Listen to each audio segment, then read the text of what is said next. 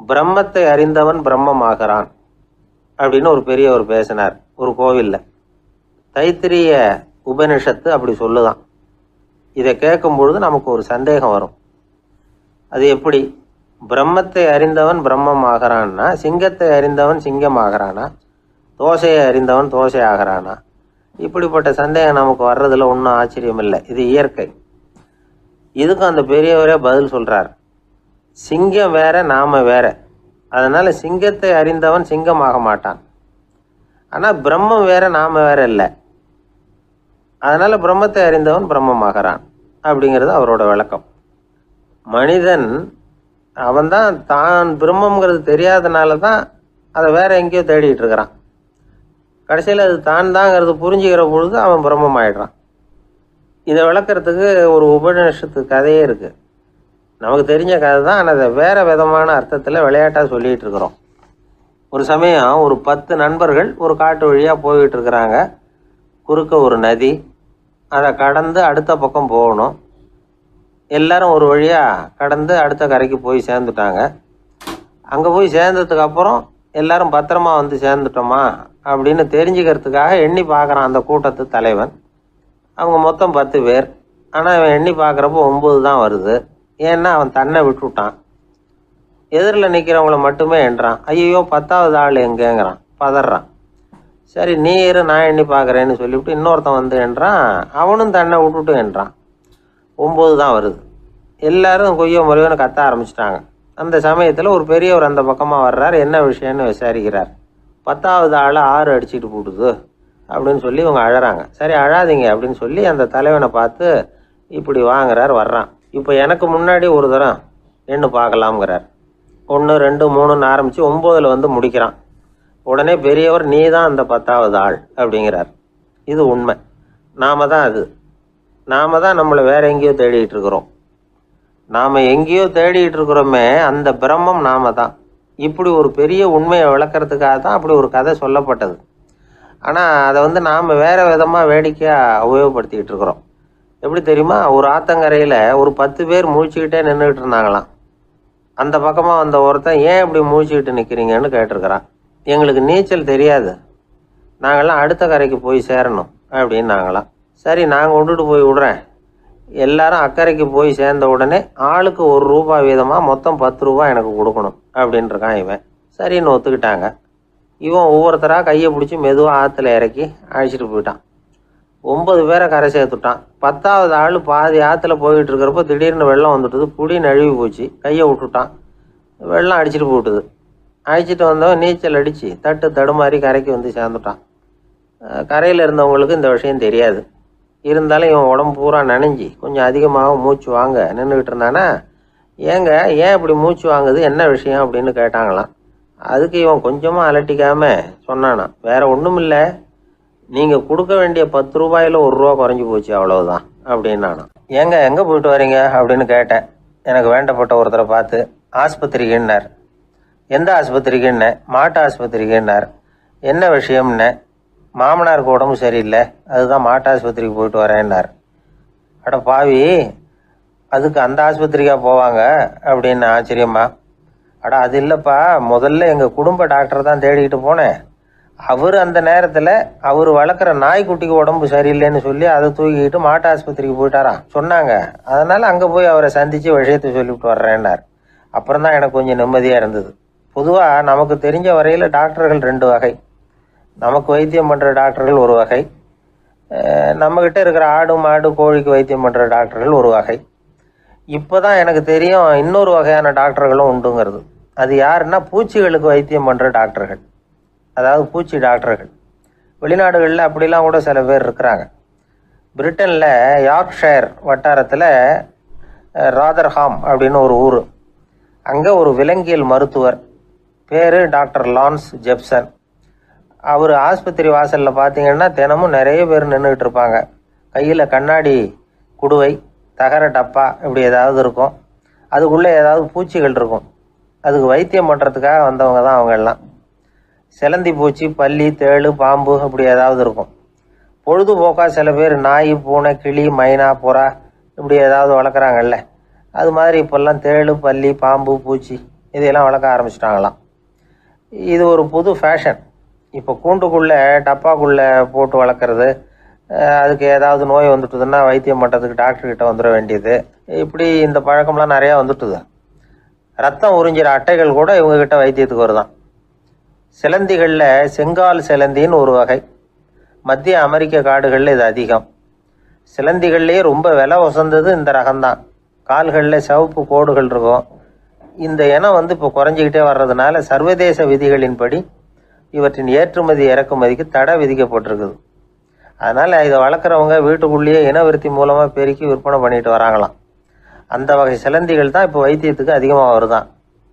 சரி, இதுக்கெல்லாம் எப்படி வைத்தியம் பண்ணுறாங்க? முதல்ல அதை குளிர்பதன பெட்டியின் வழுவழுப்பான சுவரில் விட்ட உடனே அதெல்லாம் மெதுவாக இறங்கி வரும். அப்போ அதன் நோயை கண்டுபிடிக்கிறது சுலபம். அப்புறம் அதுக்கு கிருமிகளை கொல்லக்கூடிய மருந்துகளையோ வலி நிவாரண மருந்துகளையோ கொடுப்பாங்க. கால் உடைஞ்ச சிலந்திகளுக்கு பசையை கொண்டு ஆப்ரேஷன் பண்ணுவாங்க. சில சிலந்திகளுக்கு உடைஞ்ச காலை எடுத்துட்டா புதிய கால் வளர்ந்துடும். சிலந்திகளை மனிதர்கள் கையில் எடுக்கிறப்போ அது பயந்து போய் கீழே குதிக்குது. அதனால் கால் உடஞ்சி விடுது, இல்லைன்னா வயிறு சேதமடையுது. அந்த நிலைமையில் வர்ற சிலந்திகளுக்கு மயக்க மருந்து கொடுத்து ஆப்ரேஷன்லாம் கூட பண்ணுறாங்களாம். பார்த்தீங்களா பூச்சிகளுக்கு வந்த வாழ்வே. நம்ம ஊர்லேயும் வீடுகளில் பூச்சிகள் வளர்க்குறது உண்டு. ஒருத்தர் வந்தார், எனக்கு 3000 கரப்பாம்பூச்சி அவசரமாக தேவைப்படுது, எங்கே கிடைக்கும்னு கேட்டார். கரப்பாம்பூச்சியா? அது என்னத்துக்குன்னு கேட்டோம். அது வேற ஒன்றும் இல்லை, நான் குடியிருக்கிற வாடகை வீட்டை காலி பண்ண போகிறேன். வீட்டு சொந்தக்காரர் என்ன சொல்கிறாருன்னா, இந்த வீட்டுக்கு நான் குடி வந்தப்போ எப்படி இருந்ததோ அதே நிலைமையில் விட்டுட்டு போகணும்னு வீட்டுக்காரர் சொல்லியிருக்கிறார், அதனால தான் கேட்டேன் அப்படின்னார். உலகத்தில் எது எதுக்கோ ஆராய்ச்சி கூடங்கள் இருக்குதுல்ல, அது மாதிரி தூக்கத்தை பற்றி ஆராய்ச்சி பண்ணுறதுக்கு ஒரு ஆராய்ச்சி கூடம் இருக்குது. அப்படி ஆராய்ச்சி பண்ணணும்னா அதுக்கு மூழ்கிக்கிட்டு இருக்கணும்ல. அதனால தான் அந்த ஆராய்ச்சி கூடம் இங்கே இல்லை. அமெரிக்காவில் பாஸ்டன் பல்கலைக்கழக மருத்துவமனையில் அது இருக்குது. அங்கே தூக்கத்தை பற்றி பலவிதமான ஆராய்ச்சிகள் பண்ணிகிட்டு இருக்கிறாங்க. அந்த ஆராய்ச்சி கூடத்தில் இயக்குனராக இருக்கிற ஒரு நிபுணர், அவர் என்ன சொல்கிறார் தெரியுமா? உங்களுக்கு தூக்கம் வரலையா, நீங்கள் நல்லா தூங்குறதுக்கு தாராளமாக சில யோசனைகளை என்னால் சொல்ல முடியும் அப்படிங்கிறார். யோசனை தானே, காசா பணமாக கேட்டு வச்சுக்கலாமே. உணவு, மனநிலை, தூங்கும் இடத்தோட சூழ்நிலை, படுக்கைக்கு செல்றப்போ உள்ள பழக்க வழக்கங்கள், இது காரணமாக ஒருத்தருக்கு தூக்கம் வராமல் போகலாம். தூக்கம் வராததுக்கு இதுதான் காரணம்னா அதையெல்லாம் சுலபமாக கட்டுப்படுத்தலாங்கிறார் அவர். தூக்கத்தை வரவழைக்கக்கூடிய ஒரு நல்ல மருந்து உடற்பயிற்சி. ஆனால் ஒன்று, படுக்க போகிற நேரத்தில் இது மாதிரி உடற்பயிற்சிகள் எல்லாம் செய்யக்கூடாது. கொஞ்சம் முன்னாடி பகல்லையே இந்த பயிற்சிகளை செய்கிறது நல்லது. தூக்கம் வராமல் அவதிப்படுறவங்க பிற்பகல் நேரங்களில் காஃபி, டீ இது மாதிரி பானங்களை சாப்பிடக்கூடாது.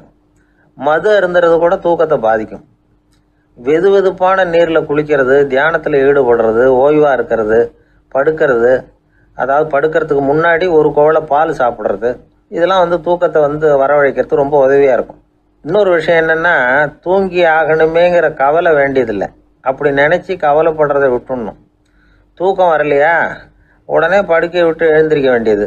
வெளியில் வாங்க, வேறு ஏதாவது வேலையில் ஈடுபடுங்க, கொஞ்சம் நேரம் உலாவுங்க, அல்லது ஏதாவது ஒரு புஸ்தகத்தை எடுத்து படிங்க. களைப்பு ஏற்பட்டால் மறுபடியும் படுக்கைக்கு போங்க, தூக்கம் தானே வந்துடும். ஒரு விஷயத்தை மட்டும் நல்லா ஞாபகத்தில் வச்சுக்கணும். படுக்கைக்கு போகிறப்போ உங்கள் மற்ற எல்லா பிரச்சனைகளையும் மறந்துடணும். அது எப்படி சார் முடியும், அந்த நேரம் தானே எல்லா பிரச்சனையும் வரிசையாக ஞாபகத்துக்கு வருது அப்படின்னு நாம் நினைக்கலாம். ஆனால் பழக்கத்தில் அதை நாம் மாற்றிக்க முடியும்.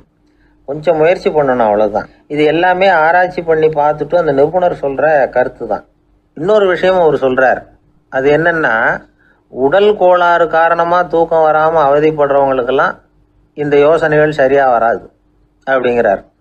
அதுக்கெல்லாம் மருத்துவ சிகிச்சை கொடுத்து தான் சரி பண்ணணும். சில பேருக்கு நடு ராத்திரியில் மூச்சு திணறல் ஏற்பட்டு தூக்கம் வராமல் போயிடும்.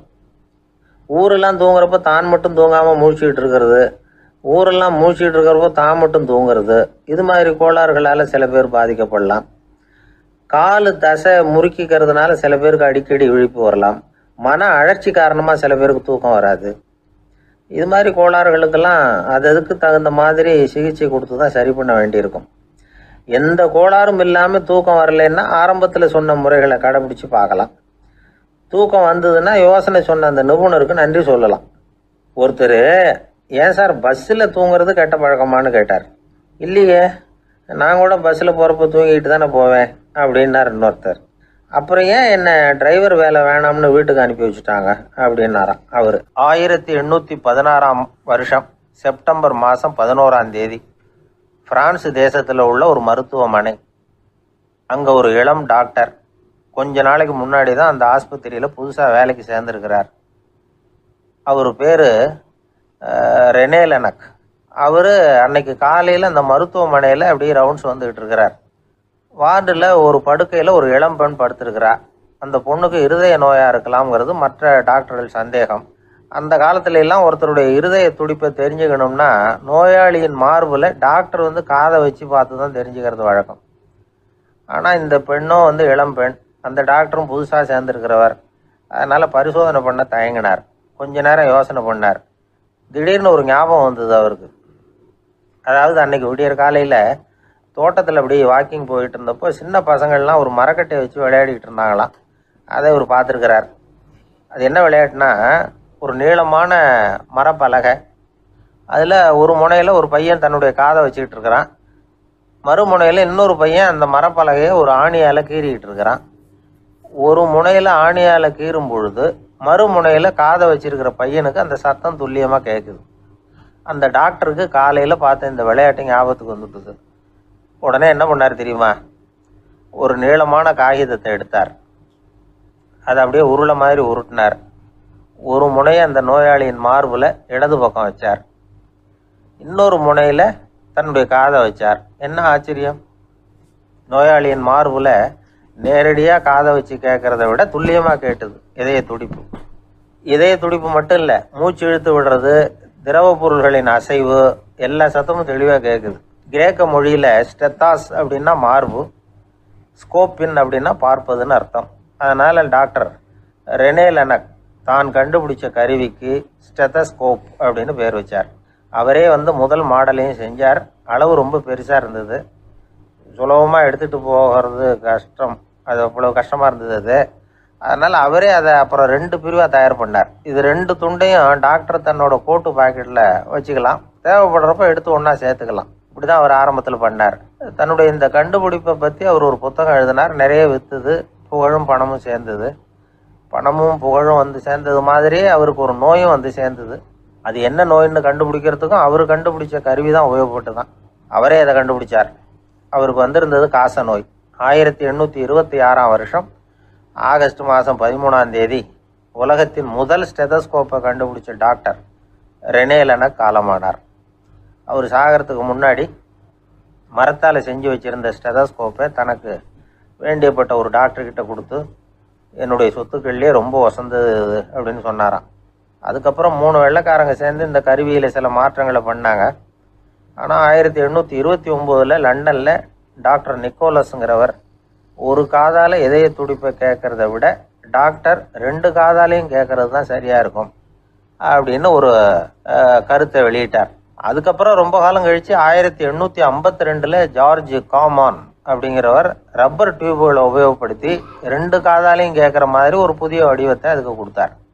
அதுக்கு பிறகு அது படிப்படியாக எவ்வளவோ மாற்றங்கள் இருந்தாலும் ஆரம்பத்தில் டாக்டர் ரெனே லெனக் உருவாக்கின அடிப்படை மாடலை யாரும் மாற்றி அமைக்கலைங்கிறது தான் முக்கியமான விஷயம்.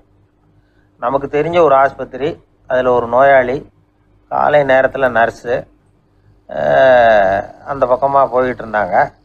அதை பார்த்துட்டு ஒரு நர்ஸுன்னு கத்துறார். நர்ஸு அவசரமாக ஓடி என்ன விஷயம்னு கேட்டாங்க.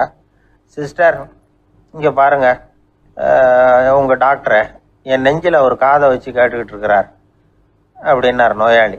சிஸ்டர் பதட்டப்படாமல், அதனால் என்ன, இந்த டாக்டர் பழமையான விஷயங்களில் ரொம்ப நம்பிக்கை உள்ளவர், அதனால் ஸ்டெதாஸ்கோப்பை உபயோகப்படுத்தாமல் காதை வச்சு கேட்குறார், அது ஒன்றும் தப்பு இல்லை அப்படின்னாங்களாம்.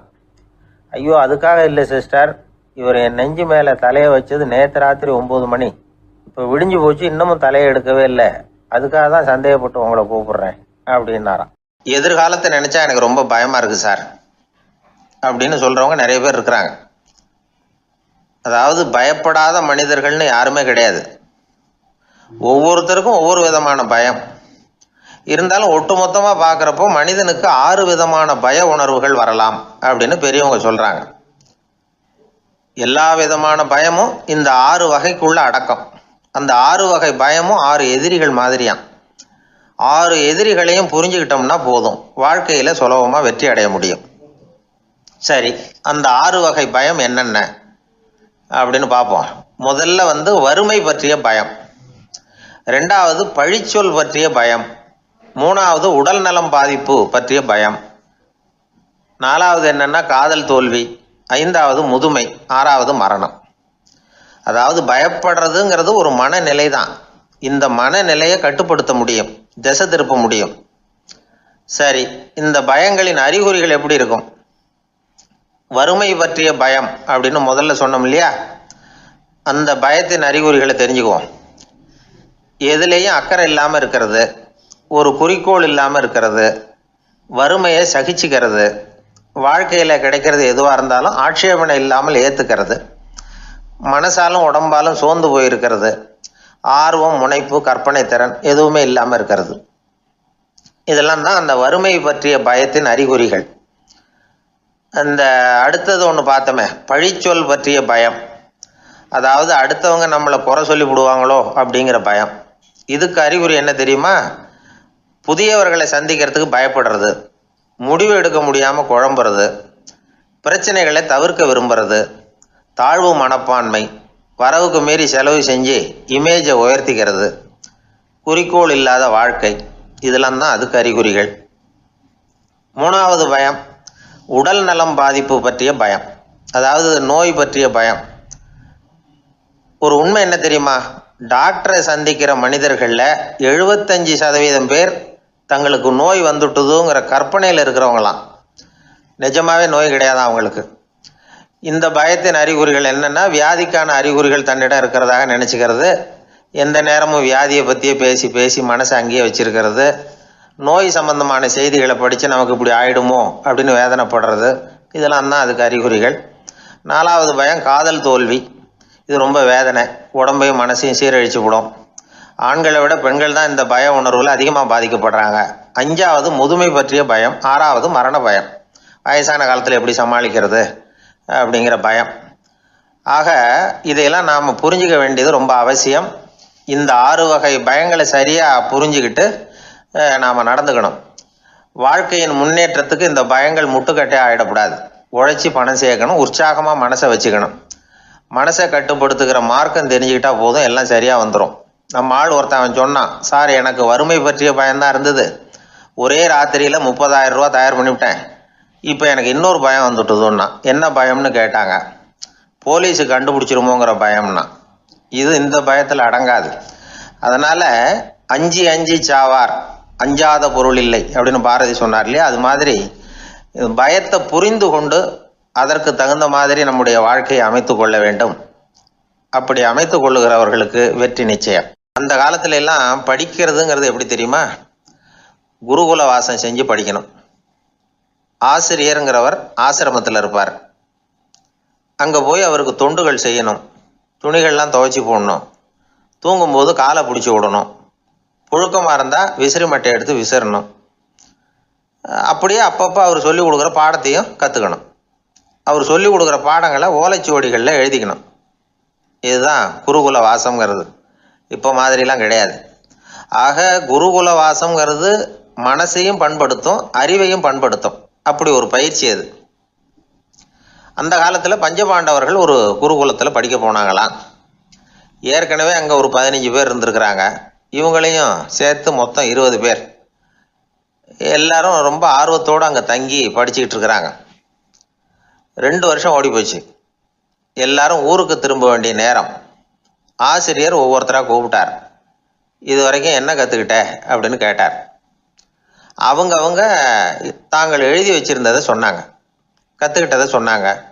அங்கே படிக்க வந்தவங்க எல்லாருமே புத்திசாலிகள். அது மட்டும் இல்லை, பல பேர் அரச குடும்பத்தை சேர்ந்தவங்க, இளவரசர்களாக வேற இருக்கிறவங்க. அதனால் அவங்கக்கிட்ட அபாரமான கல்வி அறிவை எதிர்பார்த்தார். ஒருத்தன் வந்தான், தான் எழுதி வச்சிருந்த சரித்திர பாடம் பூராவையும் படித்து காட்டினான். இன்னொருத்தன் வந்தான், தான் எழுதி வச்சிருந்த பூகோள பாடம் பூராவையும் படித்து காட்டினான். இப்படி ஒவ்வொருத்தராக அவங்க படித்தது என்னங்கிறத படித்து காட்டிவிட்டு போனாங்க. கடைசியாக தர்மர் வந்தார், பேசாமல் நிற்கிறார். தன் கையில் இருந்த ஓலைச்சுவடி கேட்டால் அவர் பிரிக்கவே இல்லை. ஆசிரியர் இவர்கிட்ட தான் அதிகமாக எதிர்பார்த்தார். ஆனால் இவரும் பேசாமல் நின்றுட்டு இருக்கிறார். நீ என்ன கற்றுக்கிட்ட சொல்லு, ஓலைச்சுவடியை பிரித்து படினார் அந்த முனிவர். தருமர் அசையவே இல்லை. மெதுவாக சொன்னார், ஐயா, நான் கற்றுக்கிட்டது ஒன்றே ஒன்று தான். அதுதான் வாழ்க்கையில் எனக்கு ரொம்ப முக்கியமான பாடமாக அமையும் அப்படின்னார். என்னது, என்கிட்ட 2 வருஷ காலமாக படிச்சு விட்டு கடைசியில் கற்றுக்கிட்டது ஒன்றே ஒன்று தானா அப்படின்னார் முனிவர். அவருக்கு ஒன்றும் புரியல. மற்ற மாணவர்களை விட இவர் பண்புகளில் உயர்ந்தவர், அறிவில் சிறந்தவர், வயசில் முதிர்ந்தவர். இவரே இப்படி சொன்னால் மற்றவங்க நிலைமை என்னத்துக்கு ஆறுது? அவங்க ரொம்பவும் கெட்டு போயிடுவாங்களே அப்படின்னு அவர் யோசனை பண்ணார். தர்மா, நல்லா யோசனை பண்ணி பதில் சொல்லு. 2 வருஷமாக நீ கற்றுக்கிட்டது என்ன அப்படின்னு தானே நான் கேட்குறேன். அதை கொஞ்சம் யோசனை பண்ணி சொல்லுன்னார் முனிவர் கொஞ்சம் கோபமா. தருமர் முகத்தில் எந்த மாறுதலுமே இல்லை. இல்லையா, 2 வருஷமாக நான் கற்றுக்கிட்ட முக்கியமான பாடம் ஒன்றே ஒன்று தான்னார். இப்போ அந்த முனிவருக்கு கோபம் அதிகமாக வந்துடுச்சு. ஏன்பா, உனக்கு வெக்கமா இல்லையா? உன்னை விட வயசில் குறைஞ்சவங்க எவ்வளவு பாடம் கற்றுக்கிட்டு இருக்கிறாங்க, எவ்வளவு விரிவாக அவங்க படித்து காட்டினாங்க. நீயும் கூட நிறைய குறித்து வச்சிருக்கிற போல இருக்கு, அதை ஏன் பிரித்து படிக்கக்கூடாது அப்படின்னார். ஐயா, நான் சொல்கிறது உங்களுக்கு ஏமாற்றமாக இருந்தால் என்னை மன்னிக்கணும். நான் ரொம்ப முக்கியமாக கற்றுக்கிட்டு இருக்கிறது ஒன்றே ஒன்று தான், மற்ற எதையும் சொல்கிறதுக்கு விரும்பலைன்னார். மாணவர்கள்லாம் சிரிச்சுட்டாங்க. முனிவருக்கு கோபம் அளவுக்கு மீறி வந்துட்டு ஓங்கி அரைஞ்சு விட்டார் தருமரை அவர் கன்னத்தில். தருமர் கண்ணை செவந்து போட்டுது, கண்கள் கலங்கி போச்சு. ஆனாலும் அவர் அமைதியை இழக்கலை, தலை குனிஞ்சு நிற்கிறார். இவருடைய புடிவாதம் முனிவருக்கு இன்னும் ஆத்திரத்தை உண்டாக்கி விட்டது. இன்னொரு கண்ணத்திலே அரைஞ்சார். எல்லாரும் பயந்து போய் அமைதியாக நின்றுட்டு இருக்கிறாங்க. முனிவர் கத்துறார், அப்படி நீ கற்றுக்கிட்ட அந்த முக்கியமான பாடம் தான் என்ன, அதையாவது சொல்லு அப்படின்னார். ஐயா, அதை மட்டும் ஒரு ஓலைச்சுவடியில் தனியாக குறித்து வச்சிருக்கிறேன், இந்தாங்க, இதை நீங்களே படித்து பாருங்கன்னார். தருமர் ஓலைச்சுவடியை நீட்டினார். முனிவர் அதை வாங்கி பிரித்தார், சத்தம் போட்டு படித்தார். என்ன எழுதியிருக்காருன்னா, எப்படிப்பட்ட சோதனை ஏற்பட்டாலும் நிதானம் இழந்து கோபத்துக்கு ஆளாகக்கூடாது அப்படின்னு. இதுதான் அந்த ஓலைச்சுவடியில் அவர் எழுதி வச்சிருந்தது. அந்த ஒரு கணத்திலேயே முனிவரும் எல்லா மாணவர்களும் தருமரை புரிஞ்சுக்கிட்டாங்களாம். அவர் கற்றுக்கிட்டது ஏட்டு சுரக்காய் இல்லை, வாழ்க்கையில் பயன்படக்கூடிய முக்கியமான அனுபவ பாடம். முனிவர் கண்களில் கண்ணீர்.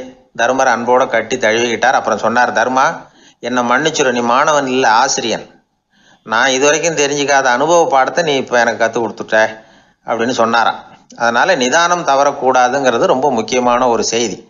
ஒரு ஆசிரியர் மாணவனை ஒரு கன்னத்தில் ஓங்கி அரைஞ்சுட்டார். இவன் நிதானம் தவறல, அமைதியாக நின்றுக்கிட்டு இருந்தான். அவர் ஒரு தடவை அரைஞ்சதும் எப்படி உன்னால் நிதானம் தவறாமல் இருக்க முடிஞ்சுது அப்படின்னு கேட்டாங்க நண்பர்கள். அவன் சொன்னான், நான் நிதானம் தவறி இருந்தா எங்கள் வாத்தியார் இன்னொரு கன்னத்துலேயும் அரைஞ்சிருப்பார், அது அதை விட பலமாக இருக்கும், அதனால தான் நான் அப்படி இருந்தேன் அப்படின்னு நானா. ஆக நாம் தெரிந்து கொள்ள வேண்டியது, வாழ்க்கையில் நிதானம் தவறாமல் இருக்க வேண்டும். அதுதான் வெற்றியின் ரகசியம். அந்த ஆளை கண்டா ஏன் இப்படி முகத்தை திருப்பிக்கிட்டு வர்றீங்க அப்படின்னு கேட்டார் ஒருத்தர் நண்பர்கிட்ட. எலெக்ஷனில் அவன் எதிர்த்து நின்னவன் சார், என்ன அவங்ககிட்ட நமக்கு என்ன பேச்சுவார்த்தை அப்படின்னாரான் ரொம்ப கோபமாக இவர். சரி, அந்த ஆள் யாருன்னு கேட்டேன். என் கூட பிறந்த தம்பி தான் சார் அப்படின்னார் அந்த கோபம் குறையாமல். அதாவது நம்ம ஊர் நிலவரம் இப்படி, அதாவது அண்ணனும் தம்பியும் எதிர்த்து நிற்பாங்க தேர்தலில், ஒருத்தர் கண்டா பேசிக்கிறது இல்லை. ஆனால் இங்கிலாந்தில் எப்படி தெரியுமா, அங்கே ஒரே மேடையில் போட்டி போடுற 2 வேட்பாளர்களும் பேசுவாங்களாம், பட்டிமன்றம் மாதிரி. ஒருத்தர் முதல்ல எழுந்திருப்பார், நான் இந்த தேர்தலில் வெற்றி பெற்றால் என்னென்ன செய்வேன் அப்படின்னு சொல்லிவிட்டு உட்காருவார். அதுக்கப்புறம் அடுத்தவர் எழுந்திருப்பார், அவர் சொல்லுவார், நான் வெற்றி பெற்றால் இந்த மக்களுக்கு என்னென்ன செய்வேன், இந்த நாட்டுக்கு என்னென்ன செய்வேன் அப்படிங்கிறத சொல்லிவிட்டு உட்காருவார். 2 பேரும் ஒரே மேடையில் பேசுவாங்க. மக்கள் 2 பேர் பேச்சையும் கேட்டுக்கிட்டு ஒரு முடிவுக்கு வருவாங்க. இதுதான் அங்கே உள்ள பழக்கம். இங்கே அப்படி இல்லை. இங்கே ஒருத்தர் பார்த்தாவே முகத்தை திருப்பிக்கிறது. ஒரு தடவை இது மாதிரி ஒரு கூட்டம் நடந்துகிட்டு இருக்கு அங்கே வெளிநாட்டில் தான். நேரத்துக்கு சரியாக ஒரு வேட்பாளர் சேரலை. இது இங்கிலாந்தில் நடந்த நிகழ்ச்சி. அப்புறம் என்னாச்சுன்னா, ஒருத்தர் வந்துட்டார், இன்னொருத்தர் சேரலை. அப்புறம் உடனே அந்த ஒருத்தர் வந்தவர் பேச ஆரம்பிச்சிட்டார். அதாவது அந்த இன்னொருத்தர் சார்பாகவே பேசிட்டாராம். அதாவது அவர் வரல, நான் அவர் சார்பாக நான் பேசிடுறேன். அதாவது அவர் ஜெயிச்சுட்டா அவர் என்னென்ன செய்வார் இந்த நாட்டுக்கு அப்படின்னு சொல்லி அவர் பக்கத்தில் உள்ள நியாயத்தை எடுத்து இவரே சொல்லிட்டாராம். இப்படிலாம் அங்கே நடந்துதான். இது எப்பேற்பட்ட தேர்தல் பண்பாடு பாருங்கள். அதனால் இன்னொரு விஷயம், இப்போ இங்கிலாந்துலாம் ஓட்டு கேட்குறப்ப வெற்றியா தோல்வியாங்கிறத ஓரளவுக்கு யூகிச்சு விடலாமா.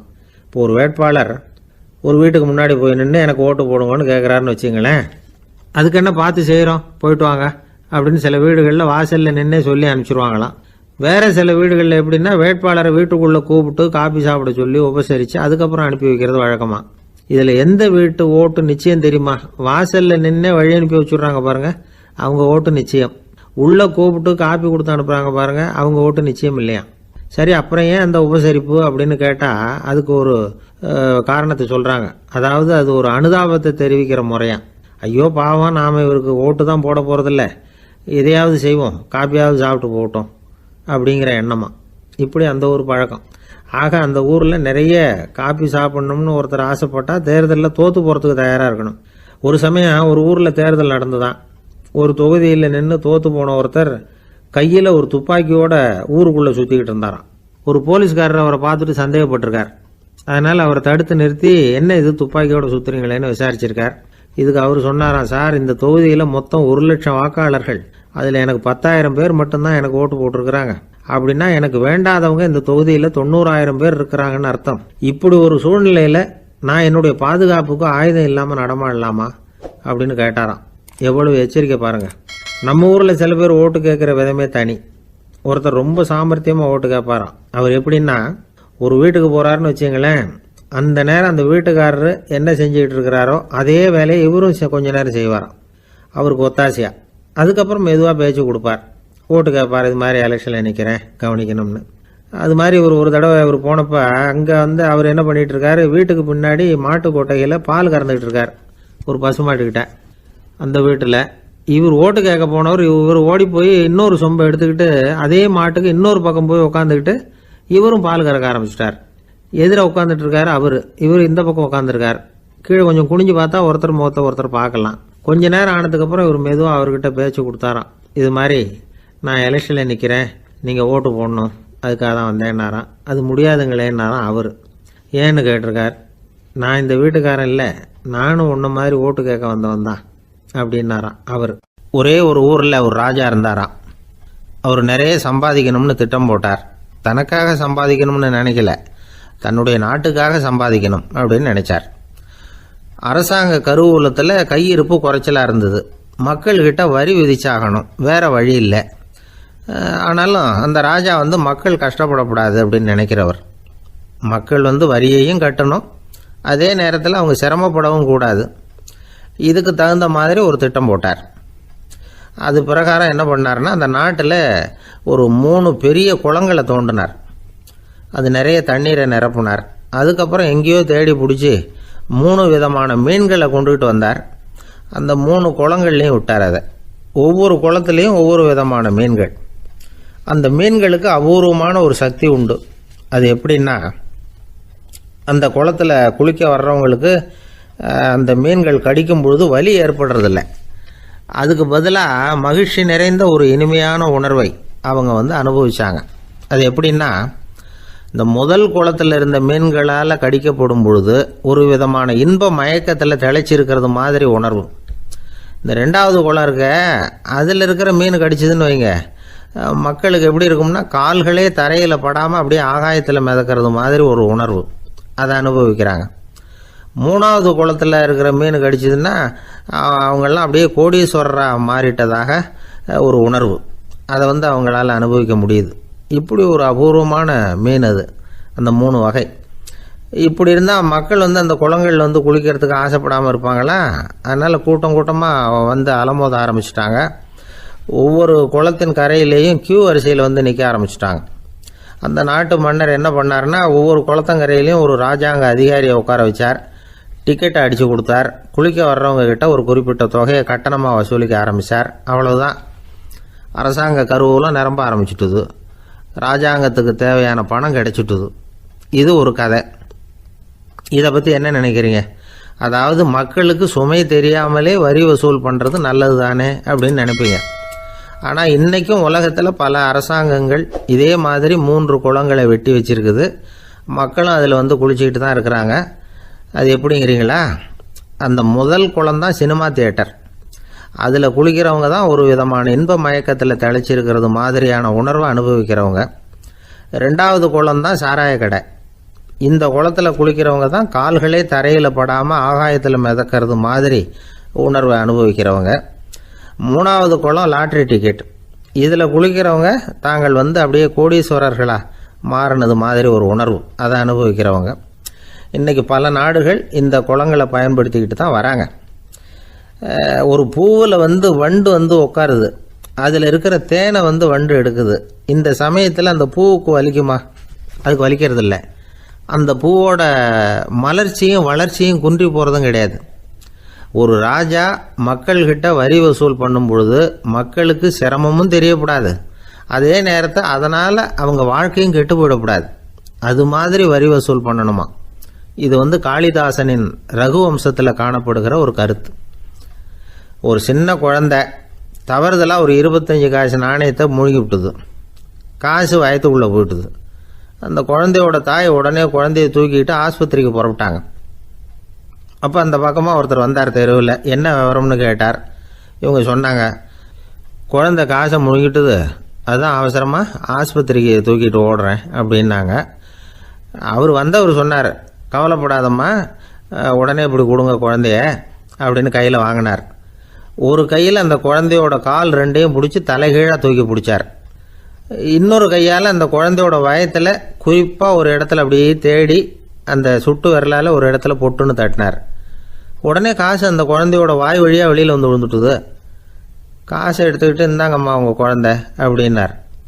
ரொம்ப நன்றிங்க, நிச்சயமாக நீங்கள் ஒரு டாக்டராக தான் இருக்கணும், என்னுடைய யூகம் சரிதானே அப்படின்னாங்களாம் அந்த அம்மா.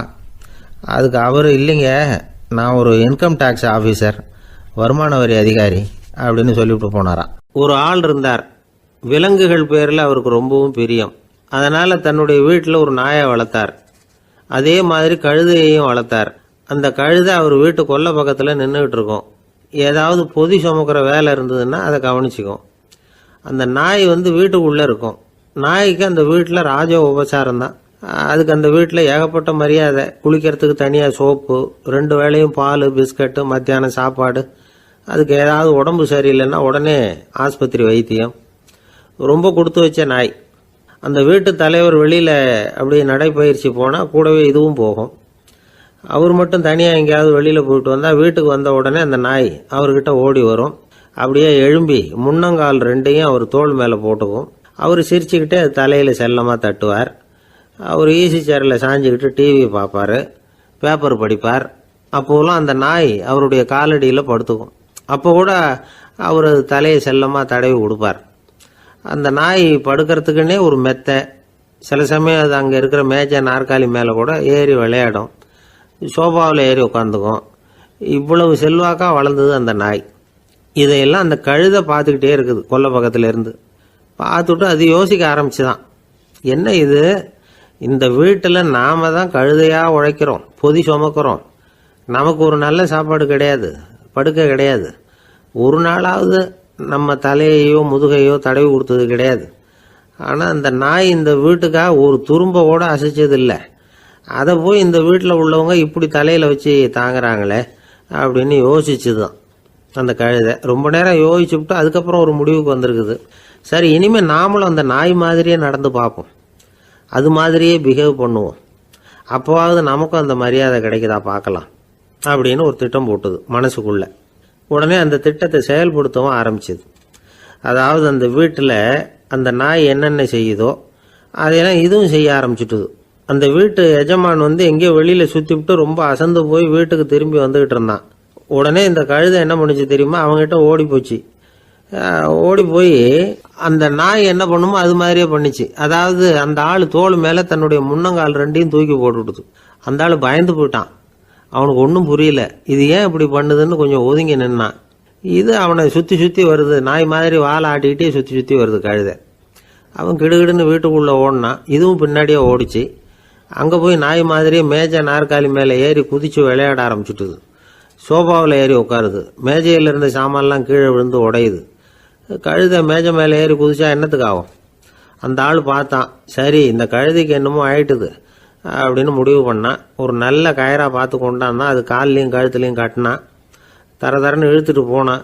அடித்து கொல்லை பக்கத்தில் கட்டி போட்டுட்டான். அண்ணன் ஆகாரம் எதுவுமே கொடுக்கல, பட்னி போட்டுட்டான்.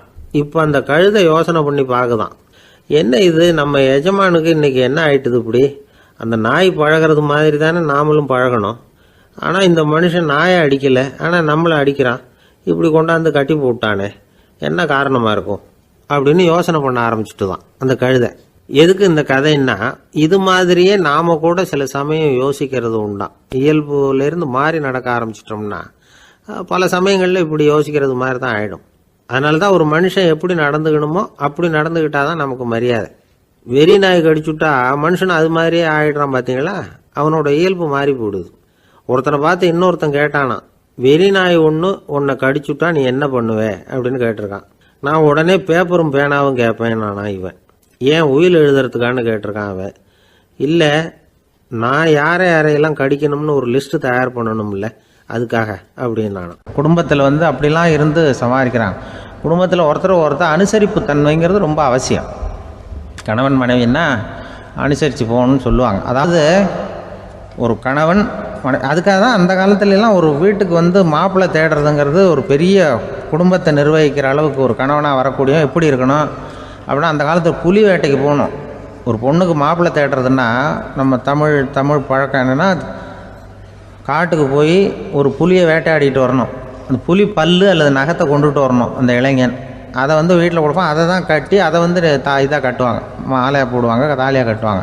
அதாவது வீரம் இருக்கா பையனுக்குன்னு பார்ப்பாங்க. ஒரு பொண்ணு வேணும்னா நீ முதல்ல வீட்டுக்கு பொண்ணு கேட்க போகக்கூடாது, காட்டுக்கு போகணும். போய் புலியை கொண்டு வா, அதுக்கப்புறம் தான் உனக்கு பொண்ணு அப்படின்னு சொல்லுவாங்க. இப்போவெல்லாம் ஏன் போகிறது இல்லைன்னா, இப்போலாம் ஒருத்தனை காட்டுக்கு போய் புலிப்பல் கொண்டு வான்னா புலி தான் மாப்பிள்ளையாக வரும். அதனால தான் இப்போ போகிறதில்ல யாரும் காட்டுக்கு. அப்போ பெண்களும் ரொம்ப வீரமாக இருந்தாங்க. பெண்கள் மூலம் அந்த காலத்தில் எப்படின்னா, முறத்தாலேயே புலியை துரத்துவாங்களாம். நம்ம பழைய பாட்டிலெல்லாம் பார்த்துருப்பீங்க, முறத்தால் புலியை விரட்டினாங்கன்னு வரும் பழைய பாட்டை. அந்த அளவுக்கு பெண்களுக்கு வீரம். இப்போ கல்யாணம் ஆகி இந்த காலத்தில் ஒரு கணவனை விரட்டிட்டு வந்தாங்களாம் முறத்தை எடுத்துக்கிட்டு. ஒரு மனைவி அவன் பயந்துட்டு வெளில ஓடி வரான். பின்னாடி முறத்தை எடுத்துகிட்டு அந்த அம்மா ஓடி வருது. இவனை தனியாக பிடிச்சி கொண்டு போய், என்னப்பா இந்த மனைவிட்டு இப்படி பயந்து ஓடி வரியே, முறத்தால் துரத்துறா இப்படி வரியே அப்படின்னு தான் அவன் அப்படியே தடுமாறிக்கிட்டு, அதெல்லாம் ஒன்றும் இல்லை, அவன் என்னை புலியாக நினைக்கிறா அப்படின்னு ஒரு பெருமையாக சொல்லிட்டானான். அந்த காலத்தில் புலியை தான் முறத்தால் விரட்டினாங்க, இப்போ புருஷனை விரட்டுறாங்க அப்படின்னு சொல்லி. அப்படி அந்த காலத்தில் கணவனுக்கு ஒரு குடும்பத்தை நிர்வகிக்கிற திறமை இருக்கா, உடல் வலிமை தான் முக்கியம். இப்போ கூட மதுரை பக்கத்தில் ஐயாவுக்கு தெரியும், அந்த இளவட்டக்கல்லுன்னு ஒரு ஊருக்கு ஊர் எல்லையில் கிடக்கும். ஊர் எல்லையில் ஒரு பெரிய கல் கிடக்கும். அந்த ஊருக்கு பொண்ணு கேட்க போகிறவங்க அந்த கல்லை தலைக்கு மேலே தூக்கி காட்டணும். அப்படியே தூக்கி தலைக்கு மேலே வசதி கீழே போடணும். அந்த வலு இருந்தால் தான் நீங்கள் அந்த ஊருக்குள்ளேயே போகலாம், பொண்ணு கேட்குறதுக்கு போகலாம். இல்லைன்னா நீ திரும்பி போக வேண்டியதான். அந்த வலிமை இருக்கா மாப்பிள்ளைன்னு பார்க்குறாங்க. இளவட்டக்கல்லுன்னு பேர். அப்போ என்ன பண்ணாங்கன்னா, ஒரு 1000 வருஷத்துக்கு முன்னாடி அந்த கல்லை தலைக்கு மேலே தூக்கி கீழே போடுவாங்களாம். ஒரு 500 வருஷத்துக்கு முன்னாடி அப்படி கொஞ்சம் தூரம் இடுப்பு அளவுக்கு தூக்கி கீழே போட்டுக்கிட்டு இருந்துருக்குறாங்க. அதுக்கப்புறம் ஒரு 100 வருஷத்துக்கு முன்னாடியெல்லாம் அப்படி முழங்கால் அளவுக்கு அப்படி தூக்கி போட்டால் போகிறோம்னு வச்சுருந்தாங்களாம். இப்போ நான் அந்த ஊருக்கு என் கூட பழனிசாமின்னு ஒருத்தர் இருக்கார். அவர் போய், உனக்கு எப்படிப்பா இந்த ஊரில் கல்யாணம் ஆச்சு அப்படின்னா, இப்போலாம் நாங்கள் தொட்டு கும்பிட்டா போகிறோம், அதை அசைக்கிறது கூட இல்லை. அப்படி ஆகிட்டுது. ஒரு குடும்பத்தை கணவனாக வரப்போகிறவனுக்கான தகுதி அந்த காலத்தில் அப்படி இருந்து தான். அப்படி கணவன் தேர்ந்தெடுக்கிறது, குடும்ப தலைவனை தேர்ந்தெடுக்கிறது ஒரு பெரிய காரியம். ஒரு பெரிய செல்வந்தர் போட்டி வச்சாராம். ஒரு நீச்சல் குளம், அதில் யார் வேணாலும் குதித்து அந்த பக்கம் போய் கரையேறலாம். அந்த நீச்சல் குளத்தில் விஷப்பாம்புலாம் கிடக்கு.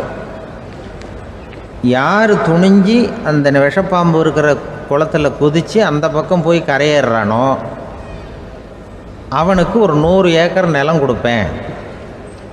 அது வேண்டான்னா ஒரு 1000 ஆடு கொடுப்பேன். அதுவும் வேண்டான்னா என் பொண்ணை கொடுப்பேன் அப்படின்னு போட்டி வச்சார். அதான் மாப்பிள்ளையை தேர்ந்தெடுக்கிறதுக்கு அவர் ஒரு வழி, நீச்சல் குளத்தில் குதிச்சு கரையேறணும். இப்போ அந்த ஊரில் இருக்கிற இளைஞர்கள்லாம் பார்க்குறாங்க அந்த குளத்தில் குதிக்கணும்னு. ஆனால் குளத்தில் வெறும் விஷப்பாம்பெலாம் கிடக்கு. இது என்ன பண்ணுறதுன்னு பார்த்தா யாருமே குதிக்கிறதுக்கு தைரியம் வரல. திடீர்னு ஒருத்தன் துணிஞ்சு குதித்தான். படப்படப்படன்னு அடிச்சுட்டு போய் அந்த பக்கம் கரையேறிட்டான். கரையேறின உடனே பரவாயில்லையே ஒரு ஆள் வந்துட்டான்னு சொல்லி அவனை அந்த இளைஞனை போய் பிடிச்சிட்டு வந்தாங்க. அந்த பெரியவர் கேட்டார், ஏப்பா இவ்வளவு பெரிய விஷப்பாம்பெல்லாம் கிடக்கிற நீச்சல் குளத்தில் நீ துணிஞ்சு குதித்து கரையேறி இருக்கிற, உனக்கு என்ன 1000 ஏக்கர் நிலம் கொடுத்துறவா, 100 ஏக்கர் நிலம் கொடுக்கவா சொல்கிறபடி அப்படின்னா, வேண்டாம் சார்ன்றான். ஓஹோ அப்படின்னா ஒரு 1000 ஆடு வேணுமா உனக்கு அப்படின்னா, அதுவும் வேண்டாம் சார். ஓ அப்படின்னா என் பொண்ணு வேணுமா அப்படின்னா, அதுவும் வேண்டாம் சாருங்கிறான். அப்புறம் எதுக்குடா குதிச்சுன்ட்டு, என்ன உனக்கு என்ன தான் வேணும் அப்படின்னு கேட்டிருக்காரு. என்னை எவன் பிடிச்சி தள்ளி விட்டவன்னு தெரியணும் அப்படின்ட்டுருக்கான். அதுக்காக அவன் பார்த்துருக்கான். அப்படி இருந்தால் தான் துணிச்சல் வரும் இந்த காலத்தில். எதுக்கு இவ்வளவு சங்கடம்லாம் வச்சாங்கன்னா, ஒரு குடும்பத்துக்கு தலைவராக வர வேண்டிய ஒரு ஆள், கணவனாக இருக்க வேண்டியவனுக்கு துணிச்சல் இருக்கா, தைரியம் இருக்கா அப்படிங்கிறது பார்க்குறதுக்காக இப்படிப்பட்ட தேர்வு முறைகள்லாம் வச்சுருந்தாங்க அந்த காலத்துலலாம். இப்போலாம் கல்யாணம் பண்ணுறது ஆளுக்கு நேரில் பார்க்காமலே கூட கல்யாணம் நடக்குது இன்டர்நெட்டில். இப்போ சர்டிஃபிகேட் கேட்குறாங்க, நோய் நொடி இல்லாமல் இருக்காரா பார். காட்டுக்கெலாம் போக வேண்டாம், நேராக ஆஸ்பத்திரிக்கு போய் ஒரு சர்டிஃபிகேட் வாங்கிட்டு வா, உனக்கு ஒன்றும் வியாதி இல்லைன்னு ப்ரூவ் பண்ணு, அதுக்கப்புறம் பார்த்துக்கலாம், மற்றதை பேசுவோம் அப்படின்னு சொல்லி அப்படி இருக்குது நிலைமை. அதனால் குடும்பத்தில் வந்து அந்த கணவனாக இருக்கிற வேண்டியவனுக்கு பொறுப்பு அதிகம். ஏன்னா எல்லாத்தையும் அனுசரித்து போக வேண்டியதாக வந்தான். மனித நேயம்ங்கிறத பற்றி சொல்லுவாங்க. மனித நேயம் ஏன்னா ஒரு கணவன் கணவனாக இருக்கணும், மனைவி மனைவியாக இருக்கணும். ஒரு மனுஷன் வந்து இன்றைக்கி வந்து மனிதனாக இல்லை, மனித நேயம் குறைஞ்சி போச்சு. எது குடும்ப உறவுகள்லாம் ரொம்ப மாறி போச்சுன்னு சொல்லலாம். இப்போ நாகரிகத்தில் அப்படி தான் இருக்குது. ஒரு இதில் ஒருத்தன் என்ன பண்ணியிருக்கிறான், ஒரு சின்ன பையனை கொண்டு வந்தானா. ஒரு சின்ன பையன் பக்கத்தில் இருக்கான். ஒரு பெரியவர் கேட்டிருக்கார், யாரப்பா அந்த பையன் அப்படின்னு கேட்டிருக்கார். இவன் சொன்னான்னா, இந்த பையன் எனக்கு தூரத்து உறவுன்னு இருக்கான். சரி, தூரத்து உறவுன்னா எப்படி அப்படின்னு கேட்டிருக்கான். இந்த பையன் எங்கள் அப்பாவுக்கு 8வது பிள்ளை அப்படின்னானா. கூட பிறந்தவனே அவ்வளோ தூரமாக போயிட்டான், 8வதாக பிறந்தான். அப்படி இருக்க குடும்ப உறவுகள்ங்கிறது. மனுஷனுக்கு வந்து வேல்யூ விஞ்ஞானம் எப்படி போட்டிருக்குன்னா, ஒரு மனித உடம்பில் இருக்கிற கால்சியத்தை மட்டும் தனியாக எடுத்தால் ஒரு சின்ன ரூமுக்கு வெள்ளை அடிக்கலாமா. ஒரு மனுஷ உடம்பில் இருக்கிற பாஸ்பரஸை மட்டும் தனியாக எடுத்தால் ஒரு 40 நெருப்பு குச்சி தயார் பண்ணலாம். ஒரு மனுஷ உடம்பில் இருக்கிற இந்த கொழுப்பு சத்தை மட்டும் தனியாக எடுத்தால் ஒரு 7 சோப்பு கட்டி தயார் பண்ணலாம். அது மாதிரி ஒரு மனுஷ உடம்பில் இருக்கிற இரும்பு சத்தை மட்டும் தனியாக எடுத்தால் ஒரு 2 அங்குல ஆணி 2 செய்யலாம். இவ்வளவுக்கும் விலை போட்டால் 42 ரூபா 50 காசு. இதுதான் மனுஷனுக்கு விஞ்ஞானம் போட்டிருக்கிற விலை. அது எப்போ அது ஒசரும்னா, அவன் மனுஷனாக இருக்கிற வரைக்கும் இருக்கிறப்ப. அதுவும் செத்து போனால் அதுவும் கிடையாது, செத்து போனால் அதுவும் குறைஞ்சிரும். மிருகங்களுக்கெல்லாம் அப்படி இல்லை, செத்ததுக்கு அப்புறம் விலை கூடும். அங்கெல்லாம் எல்லா ஊர்லேயும் பார்த்திங்கன்னா உயிர் கோழி 50 ரூபா, உரிச்ச கோழி 60 ரூபான்னு போட்டிருக்கோம். செத்ததுக்கு அப்புறம் 10 ரூபா அதிகம். மனுஷனை வந்து நீ உயிர் மனுஷன் 42 ரூபா 50 காசு, செத்ததுக்கு அப்புறம் 52 ரூபான்னா நீயே வச்சுக்கிடாது, எனக்கு இது கண்டுபிடும். அவன் வந்து எப்போ அவனுக்கு வேல்யூ கூடும்னா, மனிதனாக வாழும்பொழுது தான் வேல்யூ கூடும். குடும்பத்தில் வந்து அந்த பாசத்தோடு வாழணும்னு கடவுள்கிட்ட கேட்டு சொன்னாங்களே, அதுதான். இந்த சமூகங்கிறதும் ஒரு பெரிய குடும்பம்தான். அதனால தான் இந்த நாட்டுக்கு உள்ள பெருமையை எல்லாரும் ஒற்றுமையாக இருந்தால் எதையும் சாதிக்கலாம்ங்கிறது தான் இந்த நாட்டுக்கு உள்ள பெருமை. அப்படி நிரூபித்தோம். அதனால் சமூகங்கிறதும் ஒரு குடும்பம் மாதிரி இருக்கிறது தான் பெருசு. இப்போ சில இதெல்லாம் இப்போ ஜாதி மத வேறுபாடெல்லாம் வந்து நம்முடைய முன்னேற்றத்தை வந்து தடுக்கும். விலங்குகள் வந்து நம்மளோட மேலானது. அதான் ஒரு ஊரில் ஒரு சிவன் கோயில் இருந்து தான். சிவன் கோயிலில் அந்த புறாவெல்லாம் வளர்ந்துக்கிட்டு இருந்திருக்கு. அந்த மாடத்தில், சிவன் கோயில் மாடத்தில் புறாவெல்லாம் கூடியிருந்திருக்கு. உடனே அதுக்கு கும்பாபிஷேகம் பண்ணுறதுக்காக ஊரில் திட்டம் போட்டாங்க.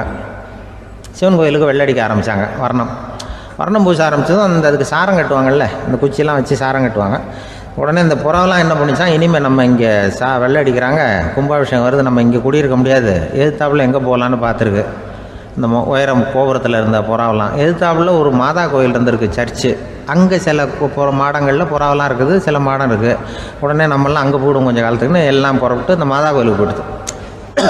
அங்கே போனால் அங்கே இருக்கிற புறாவோடு சேர்ந்து இதுவும் குடியிருந்துகிட்ருக்கு. கொஞ்ச நாள் என்னாச்சு, அங்கே கிறிஸ்மஸ் வந்துட்டுது. கிறிஸ்மஸ் வந்ததும் சரி இங்கேயும் வெள்ளடிக்க ஆரம்பிக்கிறாங்க. நம்ம மறுபடியும் எங்கடா போகிறதுன்னு பார்த்தா அங்கே இருக்கிற புறாவோட சேர்ந்து இதுவும் சேர்ந்து நேராக ஒரு பள்ளிவாசல் இருந்தது. எதுக்கு அங்கே இருக்கிற மாடத்தில் போய் அங்கே குடியேறிட்டுது எல்லாம். அங்கே போனால் அங்கே ரமலான் மாதம் வந்து ரம்ஜானுக்காக அதையும் புதுப்பிக்க ஆரம்பித்தாங்க. இது என்ன பண்ணுறதுன்னு சொல்லி இந்த 3 செட்டு புறாவும் சேர்ந்து என்ன பண்ணிச்சு, எங்கே போகலான்னு பார்த்தா மறுபடியும் அதுக்குள்ளே இந்த சிவன் கோயிலில் கும்பாபிஷேகம் முடிஞ்சிருக்கு. அங்கே போடுவோம் எல்லாருன்னு சொல்லி எல்லா புறாவும் அந்த சிவன் கோயிலுக்கு வந்துட்டுது. அங்கே போய் மாடத்தில் அதை குடியிருந்துட்டுது. அப்போ திடீர்னு ஒரு நாள் பார்த்தா ஒரே கலவரம் பூமியில் எல்லாம் ஒருத்தன் அருவாளை தூக்கிட்டு நிற்கிறான், குச்சி எடுத்து ஒருத்தனை சுட்டுக்கிறான். ஒரே கலவரம், சத்தம், ஒரே மத கலவரம் வந்துட்டுது ஊரில். அப்போது புறாவெல்லாம் மாடத்தில் இருந்துக்கிட்டு ஒரு குஞ்சு புறா அவங்க அம்மாட்ட கேட்டு தான், இது என்ன, இந்த மனுஷனுக்கு என்ன ஆச்சு, அவன் கத்தியை தூக்கிட்டு நிற்கிறானே அப்படின்னு கேட்டு தான். ஒரு குஞ்சு புறா அவங்க அம்மாட்ட கேட்டு தான், அம்மா புறா. இப்போ அந்த புறா சொல்லிச்சான், மனுஷனுக்கு இப்போ மதம் பிடிச்சிருக்கு, அதான் கத்தியை தூக்கிட்டு நிற்கிறான் அப்படின்ட்டுருக்கு. இப்போ நமக்கெல்லாம் பிடிக்கலையே அப்படின்னு தான். அப்போ அந்த புறா சொல்லிச்சான், அந்த பாருமா, நாம் இந்த சிவன் கோயிலில் இருந்தாலும் நமக்கு புறான்னு தான் பேர், இந்த மாதா கோயிலுக்கு போனாலும் நமக்கு புறான்னு தான் பேர், பள்ளிவாசலுக்கு போனாலும் நமக்கு புறான்னு தான் பேர். அந்த மனுஷன் அப்படி இல்லை. அவன் இங்கே இருக்கிற வரைக்கும் இந்துன்னு சொல்லுவான், அங்கே மாதா கோயில் இருந்தான்னா கிறிஸ்தவன்னு சொல்லுவான், பள்ளிவாசலில் இருந்தான்னா முஸ்லீம்னு சொல்லுவான். அப்போ குஞ்சு புறா அது என்ன இப்படி பண்ணுறாங்க மனுஷங்க, இப்போ அவங்கள விட நம்ம வசதி போல் இருக்க, நம்ம தேவலாம் போல் இருக்க அப்படின்னு தான் அந்த குஞ்சு புறா. அப்போ அந்த தாய் புறா சொல்லிச்சான், உண்மை தான், அதனால தான் நம்ம மேலான இடத்துல இருக்கிறோம், அவன் கீழே நிற்கிறான் என்னமோ அப்படின்னு சொல்லிச்சான். இதுதான் அந்த குடும்பம்ங்கிறது, சமுதாயம்ங்கிறது ஒரு பெரிய குடும்பம். அது இந்த புறாக்கிட்டேருந்து மனுஷன் கற்றுக்க வேண்டியிருக்கு. அப்படி இருக்குது இன்றைக்கி மனுஷனுடைய நிலைமை. அதை புரிஞ்சுக்கணும். அப்படி தான் ஒவ்வொரு இதுலேயும் நாம் நடந்து கொள்ள வேண்டியிருக்குது. மிருகங்கள்டேருந்து கற்றுக்கிற வாய்ப்பெல்லாம் இருக்குது. அப்படி சொல்லுவாங்க, பிள்ளைகளை பற்றி சொல்லுவாங்க. இப்போ ராமர் லட்சுமணர் கதை சொல்லுவாங்க. அதாவது ராமரும் பரதனும் பந்து விளையாடிக்கிட்டு இருந்தாங்களாம் சின்ன வயசில் பந்து விளையாடிட்டு இருந்தாங்களாம். உடனே ராமர் வந்தாராம், கோசலை அவங்க அம்மா மடியில், கோசலை மடியில் சோர்ந்து போய் உட்காந்தாராம். சந்தோஷமாக உட்காந்துருக்காரு. அப்போ அந்த கோசலை அம்மா கேட்டாங்களாம், ஏன்ப்பா அப்படி இவ்வளவு சந்தோஷமாக இருக்கே, என்ன காரணம் அப்படின்னு கேட்டிருக்காரு. அப்படின்னு அந்த அம்மா கேட்டிருக்கு. ராமன் சொன்னான்னா, இது என் தம்பியோட நான் பந்து விளையாண்டுக்கிட்டு இருந்தேன், பரதன் அவன் ஜெயிச்சுட்டான், நான் தோத்துட்டேன், என்னை அவன் ஜெயிச்சுட்டான், அவனுடைய வெற்றி எனக்கு சந்தோஷமாக இருக்குது, தம்பியோட வெற்றி, அதனால் நான் சந்தோஷமாக இருக்கேன்னு சொல்லியிருக்கு. அந்த அம்மாவுக்கு ரொம்ப சந்தோஷம், தம்பி ஜெயிக்கிறாங்கிறத பற்றி அண்ணன் சந்தோஷப்படுறானே அப்படின்னு. கொஞ்ச நேரத்தில் பரதன் வந்திருக்கான். அவன் சோர்ந்து போய் கலங்கி போய் அதே அம்மா மடியில் உட்காந்துருக்கான். நீ தான் ஜெயிச்சுட்டியாமே, நீ என்னத்துக்கு வருத்தப்பட்டுக்கிட்டு வர அப்படின்னு கேட்டிருக்க அந்த அம்மா.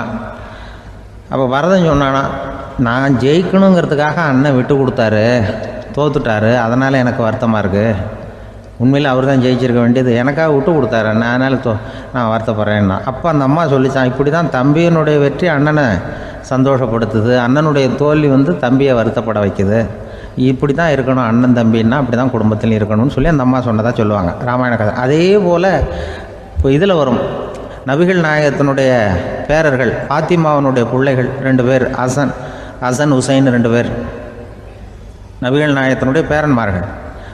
அன்னை பாத்திமாவனுடைய குழந்தைகள். ஹசனும் ஹுசைனும் பேசிக்கிறதே இல்லையா கொஞ்ச நாள்.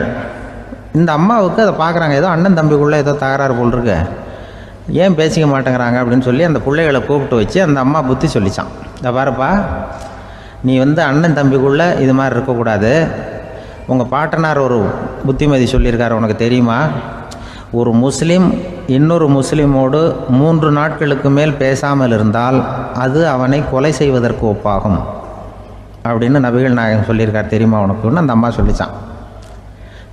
அப்போ அந்த தம்பிக்காரர் சொன்னாராம், ஹுசைன் சொல்லியிருக்கார், அதுவும் எனக்கு தெரியும், அதே தாத்தா பாட்டனார் என்ன சொல்லியிருக்காருன்னா, அந்த 2 பேரில் யார் முதல்ல சலாம் சொல்கிறாங்களோ, யார் முதல்ல முன்னாடி பேசுகிறாங்களோ அவங்களுக்கு சொர்க்கம் கிடைக்கும், இறைவனுடைய ஆசி கிடைக்கும்னு சொல்லியிருக்கிறார். அந்த ஆசி அண்ணனுக்கு கிடைக்கட்டுமேங்கிறதுக்காக நான் பேசாமல் இருக்கிறேன் அப்படின்னா. அந்த ராமனும் பரதனும் எப்படி இருந்தாங்களோ அப்படி தான் ஹசனும் ஹுசைனும் இருந்திருக்கிறார்கள். அந்த பாசம்தான் குடும்பத்தில் வேணும். ஒரு அம்மா சொல்லுது, அதாவது கணவன் மனைவியாக இருந்துட்டு அப்புறம் விவாகரத்து வாங்கிட்டு அதுக்கப்புறம் அந்த அம்மா பேசுகிறத நேற்று தொலைக்காட்சியில் போட்டாங்க. அது என்ன சொல்லுதுன்னா, நாங்கள் கணவனும் மனைவியாக இருக்கிறப்போ எங்களுக்குள்ளே சண்டை வந்துக்கிட்டு இருந்தது, இப்போ விவாகரத்து வாங்கிட்டு இப்போ நண்பர்களாக இருக்கிறோம், இப்போ சண்டையே வர்றதில்லை எங்களுக்குள்ளே. அப்படி பாருங்கள், கணவன் மனைவியாக இருந்தப்போ சண்டை வந்து தான், விவாகரத்து வாங்கினது மறுபடியும் நாங்கள் நல்லபடியாக தான் இருக்கிறோம், ஒன்றும் எங்களுக்கு சண்டை வரல. அப்படி இருக்குது இப்போ காலம் போய்கிட்டுருக்கு. நேற்று அப்படி ஒரு இது என் கூட வேலை பார்க்குறப்போ ஒரு அம்மா இருந்தாங்க. அவங்க எப்போதும் அவங்க வீட்டுக்காரர் படத்தையே வச்சுருப்பாங்க, கையில் பத்திரமா வச்சுருப்பாங்க. அவ்வளவு மரியாதை மதிப்புன்னு சொல்லி நாங்கள்லாம் அவங்கள பெருசாக நினைப்போம்.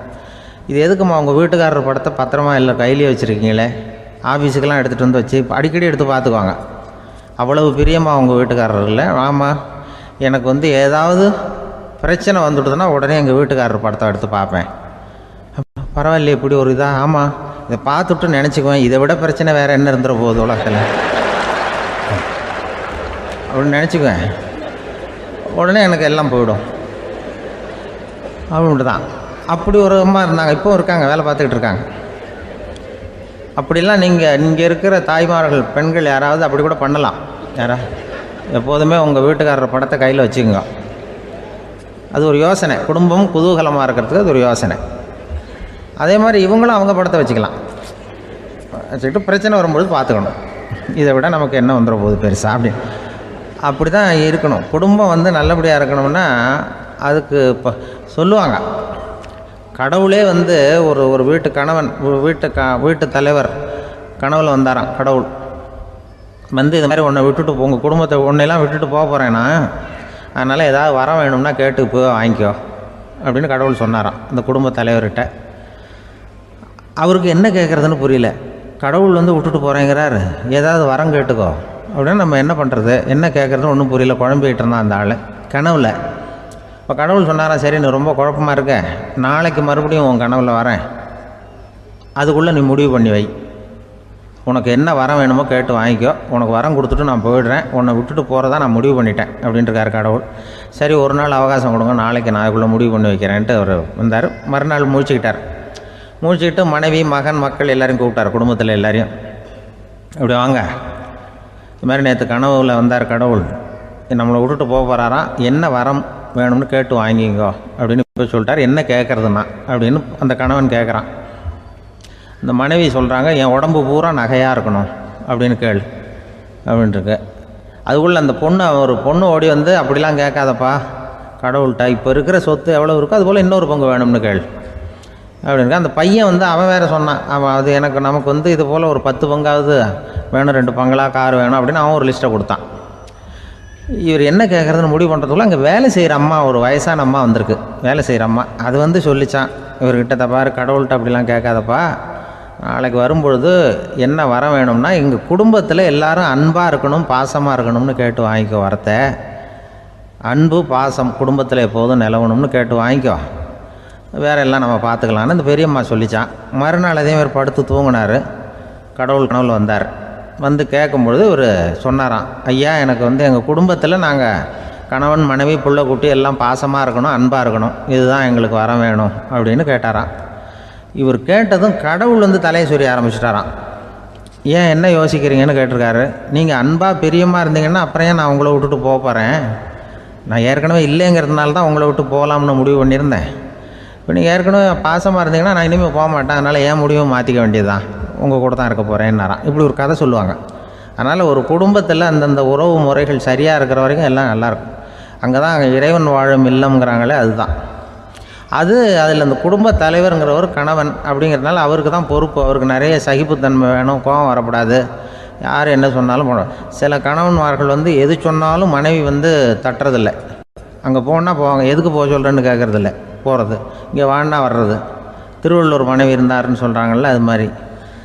அது எப்படின்னா ஒருத்தர் சொன்னார், அது அப்படி இல்லை, அதுக்கு ஒரு கதை சொன்னார். ஹிட்லர் வந்தாராம் ஒரு தடவை, ஒரு பெரிய கப்பல் மேலே, கப்பலுடைய மேல் தளத்தில் ஹிட்லர் வந்துக்கிட்டு இருக்கார். ஒரு இங்கிலீஷ் கேப்டன் எதிரில் நிற்கிறான். அவனுக்கு பெரிய ஆச்சரியம், இந்த ஆள் எப்படி இப்படி ஒரு தனி மனிதனாக இருந்துக்கிட்டு உலகத்தையே இப்படி இந்த பாடுபடுத்துகிறார் அப்படின்னு சொல்லி, உன்னுடைய வெற்றிக்கு என்ன காரணம்னு கேட்டாராம் அந்த இங்கிலீஷ் கேப்டன். இப்போ ஹிட்லர் சொன்னாராம், என்னுடைய வெற்றிக்கு காரணம் என்கிட்ட வேலை செய்கிற ஊழியர்கள், நான் கிழிச்ச கோட்டை தாண்ட மாட்டாங்க, நான் என்ன சொல்கிறேனோ அதை உடனே செய்வாங்க, ஏன் எதுக்குன்னு எதிர்த்து பேச மாட்டாங்க, அதுதான் என்னுடைய வெற்றிக்கு காரணம் அப்படின்னு சொல்லி அதை நிரூபித்து காட்டுறேன் பார் அப்படின்னு சொல்லி கையை தட்டினாராம் ஹிட்லர். உடனே ஒரு சிப்பாய் எங்கேருந்து லெஃப்ட் ரைட் போட்டு சல்யூட் பண்ணி நின்னான். உடனே ஹிட்லர் சொன்னாரான், நீ அப்படியே இந்த கப்பல் மேல் தளத்துலேருந்து அப்படி கடலில் விழுந்து செத்து போடா அப்படின்னு பொத்துன்னு குதிச்சுட்டான். எதுக்கு சொல்கிறேன் என்ன இதில், உடனே குதிச்சு செத்து போட்டான். இவருக்கு பெரிய ஆச்சரியம் கேப்டனுக்கு. ஹிட்லர் சொன்னார், இதுதான் என்னுடைய வெற்றிக்கு காரணம், தப்பார் இன்னொருத்தனை கூப்பிட்றேன் அப்படின்னு தட்டினா இந்த பக்கத்துலேருந்து ஒருத்தன் வந்தான், லெஃப்ட் ரைட் நின்னா, நீ இப்படி குதிச்சு செத்து போடா அப்படின்னு பொத்துன்னு குதிச்சுட்டான். எதுக்கு போக சொல்கிறீங்கன்னு ஒன்றுமே கேட்கல, குதினா உடனே குதிச்சுட்டான். அப்போ ஹிட்லர் சொன்னார், இதே மாதிரி என்னுடைய ஒவ்வொரு ஊழியர்களும் இருக்கிறாங்க, நானும் ஊழியர்களை இழக்கிறதுக்கு தயாராக இல்லை, தப்பார் தயாராக இருப்பேன் எப்போதும், தப்பார் இன்னொருத்தரம் தட்டுறேன்னு இன்னொருத்தர் வந்தார். எதிர்த்தாப்புலேருந்து ஒருத்தன் லெஃப்ட் ரைட் சல்யூட் அடித்தான். நீயும் குதிச்சு செத்து போடான்ருக்கார் ஹிட்லர். இவனால் பொறுக்க முடியல, இந்த இங்கிலீஷ் கேப்டன் அனாவசியமாக ஒவ்வொருத்தனாக குதிச்சுட்றானேன்னு சொல்லி ஓடி போய் அவனை குதிச்சிட்டான். குதிக்கிறதுக்கு முன்னாடி பிடிச்சி தனியாக எடுத்துகிட்டு போட்டான். தனியாக எடுத்துகிட்டு போய் அந்த சிப்பாய்கிட்ட கேட்டாரான் அந்த இங்கிலீஷ் கேப்டன், ஏன்ப்பா அந்த ஆள் குதிக்க சொல்கிறான்னா நீ ஏன் எதுக்குன்னு கேட்குறது இல்லையா, உடனே குதித்து செத்து போகிறீங்களே, இதெல்லாம் என்ன அநியாயம் அப்படின்ட்டுருக்கான் அந்த இங்கிலீஷ் கேப்டன் கையை பிடிச்சிக்கிட்டு. உடனே அந்த சிப்பாய்க்கு கோவம் வந்துட்டு தான், உடையா கையை, இவன்ட்ட வேலை பார்க்குறத விட உழுந்து செத்து போகலான்னு நான் கொதிக்கிறான். என்ன அனாவசியமாக எதுக்கே இருக்க சொல்கிறேன் அப்படின்னு சொல்லி குதிச்சுட்டானா. அதனால் இந்த உடனே சொல்கிறத செய்கிறாங்க பாருங்கள், அவங்கள நம்பக்கூடாது. கணவன்மார்களுக்கு ஒரு எச்சரிக்கை. சொல்கிறத உடனே செஞ்சுருவாங்க மனைவி. நீ அங்கே போனால் போங்க, வரணும் அது ஹிட்லர் மாதிரி நினைக்கிறாங்கன்னு அர்த்தம். இதுகிட்ட பேசிக்கிட்டு இருக்கிறத விட சொல்கிறத செஞ்சுட்டு போடுவோமே. அப்படி சமாளிக்கிற கணவன்மார்கள் உண்டு. குடும்பத்தில் அப்படிலாம் இருந்து சமாளிக்கிறாங்க. வாழ்க்கையில் வெற்றி பெற என்ன வழி? இது ஒரு முக்கியமான கேள்வி. இதுக்கு எல்லாரும் பொதுவாக சொல்கிற ஒரு பதில், உழைச்சா வெற்றி பெறலாம் அப்படிங்கிறது தான். வாழ்க்கையில் வெற்றி பெற உழைப்பு மட்டும் இருந்தால் போதாது, நேர்மையும் வேணும் அப்படிங்கிறார் பால் ஹாஃப்மேன். இவர் யார் தெரியுமா? இவர் ஒரு பெரிய பொருளாதார நிபுணர். 2வது உலகப் போர் முடிஞ்ச சமயம் அப்போ இவர் அமெரிக்காவின் நிதி ஆலோசகராக இருந்தார். தன்னுடைய வாழ்க்கையில் நடந்த பழைய நிகழ்ச்சி ஒன்று அவர் சொன்னார்.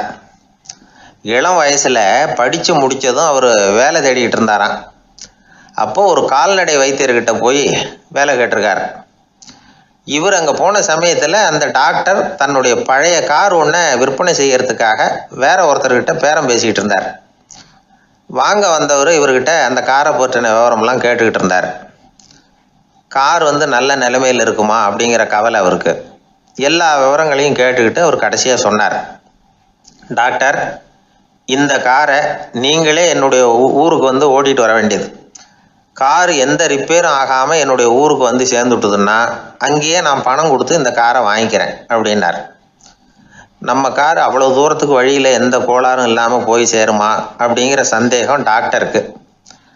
அவர் என்ன செஞ்சார் தெரியுமா? தன்கிட்ட வேலை கேட்டு வந்திருந்த இளைஞர் பால் ஹாஃப்மேனை கூப்பிட்டார். அவர்கிட்ட சொன்னார், இதை பாருப்பா, இந்த காரை நீ அவருடைய ஊர் வரைக்கும் நல்லபடியாக ஓட்டிகிட்டு போய் சேர்த்துட்டீன்னா உனக்கு நான் வேலை கொடுத்து விட்றேன். அது மட்டும் இல்லை, காரு விற்கிற தொகையில் கமிஷனும் கொடுக்குறேன், என்ன சம்மதமா அப்படின்னு கேட்டார். ஹாஃப்மேன் யோசனை பண்ணார். அதுக்கப்புறம் சரின்னு சொல்லி சம்மதிச்சார். கொஞ்ச நேரத்தில் அவரும் கார் வாங்க வந்தவரும் புறப்பட்டாங்க. இவர் ரொம்ப சிரமப்பட்டு வழியில் எங்கேயும் நிறுத்தாமல் காரை ரொம்ப சாமர்த்தியமாக ஓட்டிகிட்டு போய் சேர்த்துட்டார். இவரை அழைச்சிக்கிட்டு வீட்டுக்குள்ளே போனார். அப்புறம் கேட்டார், இதை பாருப்பா, இப்போ சொல்லு, இந்த காரோட நிலைமை இப்போ எப்படி இருக்குது? உண்மையிலேயே இது நல்ல நிலைமையில் இருக்குதா? உன்னுடைய மனசாட்சிப்படி பதில் சொல் அப்படின்னார். இவரும் உடனே காரு நல்ல நிலைமையில தான் இருக்குது அப்படின்னு சொல்கிறதுக்கு வாயை திறந்தார். அதுக்குள்ளே பார்வை எதிரில் உள்ள சுவர் மேலே பட்டுது. அங்கே இயேசுநாதர் படம் ஒன்று மாட்டியிருந்தாங்க. அதுக்கு அடியில் எழுதியிருந்த வாசகம் என்னன்னா, நீ பேசும் ஒவ்வொரு வார்த்தையையும் இயேசு கவனித்து கொண்டிருக்கிறார் அப்படின்னு இருந்தது. அந்த வரிகளை பார்த்தார். உடனே காரு சரியில்லை அப்படிங்கிற உண்மையை சொல்லிவிட்டார். இவர் இப்படி சொன்னதும் இவரை ரொம்ப ஆச்சரியமாக பார்த்தார். இவர்கிட்ட இருந்த நேர்மை அவரை சிந்திக்க வச்சது. உன்னுடைய நேர்மையை பாராட்டுறேன், உனக்கு கமிஷன் கிடைக்கணுங்கிறதுக்காகவே நான் இந்த காரை வாங்கிக்கிறேன்னார். இப்போ அவர் திகைச்சு போய் நின்னார். மறுபடியும் அவர் சொன்னார், நீ காரை ஓட்டிகிட்டு வரும்பொழுதே உன்னுடைய திறமையை பார்த்தேன், உனக்கு விருப்பம் இருந்தால் நீ என்கிட்டயே வேலைக்கு சேர்ந்துடலாம் அப்படின்னார். பால் ஹாஃப்மேன் அவர்கிட்ட வேலைக்கு சேர்ந்தார். படிப்படியாக முன்னேறினார். கடைசியில் பார்த்தீங்கன்னா அமெரிக்காவினுடைய நிதி ஆலோசகராக ஆனார். அதுக்கப்புறம் அவர் அந்த பழைய சம்பவத்தை எப்பவும் மறக்கிறதில்ல, அடிக்கடி சொல்கிறது உண்டு. அதனால் இதிலேருந்து நாம் தெரிஞ்சுக்க வேண்டியது என்னென்னா, வாழ்க்கையில் முன்னுக்கு வரணும்னா உழைப்பு மட்டும் போதாது, நேர்மையும் வேணும். ஆனால் இந்த காலத்தில் சிலருடைய நேர்மை நமக்கு ஆச்சரியமாக கூட இருக்கும். ஒருத்தர் புஸ்தக கடை வச்சுருந்தார். ரொம்ப நேரமாக தேடி ஒரு புத்தகத்தை கையில் எடுத்தார். அதுக்கு பில் போட சொன்னார். அந்த புத்தக கடைக்கு வந்த இன்னொருத்தர் பில் போடுறவர், சார் இந்த புத்தகம் மகா அறுவை, மகா மட்டம், இது வேணாம் உங்களுக்கு, வேற ஏதாவது ஒன்று பாருங்கன்னார். புத்தக கடை வச்சிருக்கிறவரே இப்படி சொன்னார். வாங்க வந்தவர் இவர் ஆச்சரியமாக பார்த்தார். உங்கள் நேர்மையை பாராட்டுறேன், அது சரி, இந்த புத்தகத்தை ஏற்கனவே நீங்கள் படித்து பார்த்துட்டீங்களான்னு கேட்டார்.